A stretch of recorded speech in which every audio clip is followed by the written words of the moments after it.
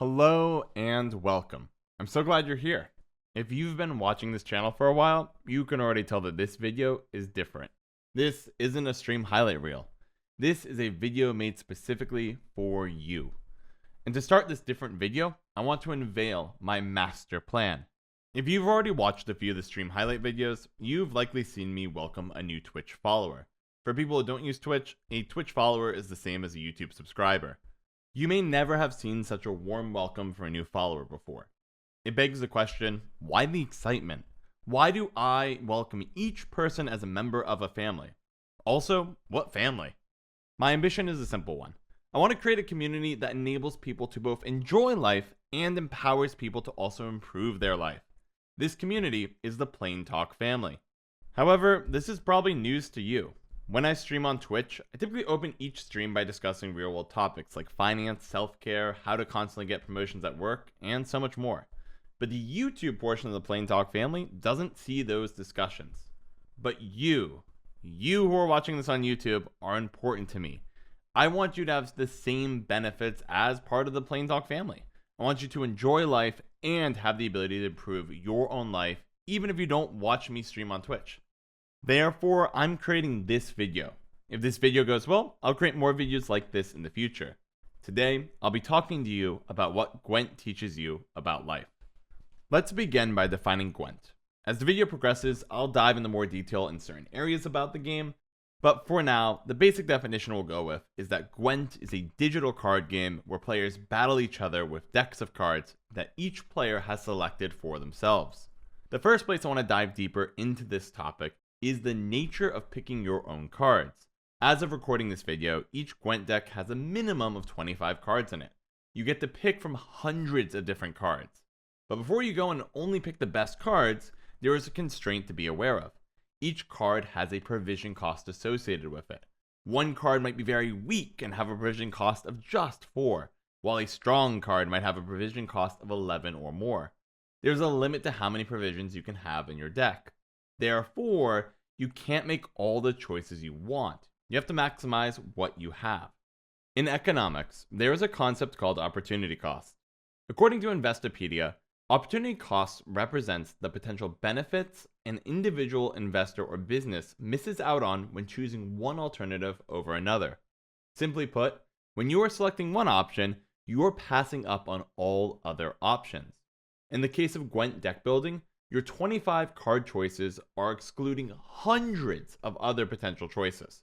There is an opportunity cost associated with your card choices. Going back to the real world, opportunity cost is mostly associated with finance, but I want to highlight a different use of opportunity cost. Every day, you have 24 hours to work with. The time in a day is the real world equivalent of provisions in a deck. You have a hard limit that you cannot exceed no matter what you do. When you choose to do an activity during your day, you are choosing deliberately to not do any of the other activities you could be doing. Additionally, your chosen activity is consuming a portion of your 24 hours. If you are exercising, you aren't sleeping. If you are sleeping, you aren't eating dinner. This might sound simple, but it's kind of scary. Let's say you're going to die around age 82. You will live roughly 30,000 days. That's it. Just 30,000 days. Each day is passing by and your clock is ticking along without fail. You can't do everything that's possible with just 30,000 days. Opportunity cost reminds us to be aware of our choices, whether it's how we spend our time, money, or how we select our cards in Gwent within the constraints we're given. The next part of Gwent that can teach you about life is when you play the game against an opponent. It's time for you to test how your deck is going to stack up against your opponent's choices. A lesson that Gwent teaches incredibly well is how to handle the fear of the unknown. H.P. Lovecraft, the greatest cosmic horror writer of all time, believed that the fear of the unknown is the greatest of all human emotions. Quote, "The oldest and strongest emotion of mankind is fear, and the oldest and strongest kind of fear is the fear of the unknown. The fear of the unknown is the fear of the bump in the night, the fear of unexpectedly losing your loved ones in an accident. This is the fear of the future itself."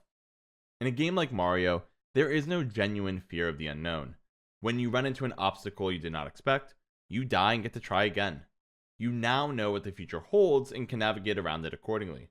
Nothing has changed. You get to do it all over again exactly as it was done before, with the modification to avoid the obstacle.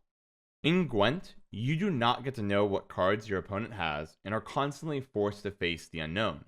There are hundreds of possible cards that your opponent could have added to their deck, and you can't protect yourself against all of them. Still, you will have to face the fear of the unknown head on. If you don't play a card because you're afraid, eventually a timer will run out, forcing you to lose one of your cards. This loss of a card is often the single worst choice you can make. In most cases, it's better to play a card even though you might be running into a trap. In real life, the story is the same. The future is unknown. You can choose to do nothing, but that choice of inaction, whether you make it consciously or frozen with fear, comes with a harsh opportunity cost. You could have been braving the unknown, trying to create a better future for yourself.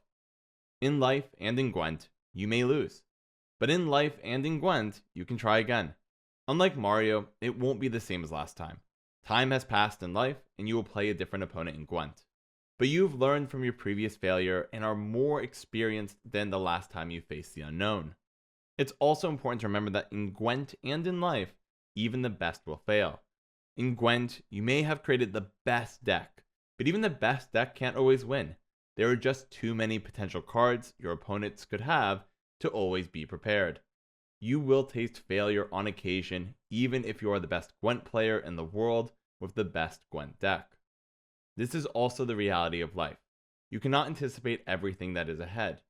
Even if you make the best choices time and time again, you will find yourself facing defeat time and time again. To quote Jean-Luc Picard from Star Trek, "It is possible to commit no mistakes and still lose. That is not weakness, that is life." The final lesson I want you to take away from Gwent comes from the community itself. The Gwent community has a very interesting trait I haven't seen in other gaming communities. With hundreds of cards in the game, some cards end up being too strong or too weak. Every month, there is a bounce patch to fix this problem, where cards are changed to become stronger or weaker. In addition to this, every so often new cards become available in Gwent. The result is that the game is in constant flux. While all the changes should improve the game, some portions of the community will dislike each change.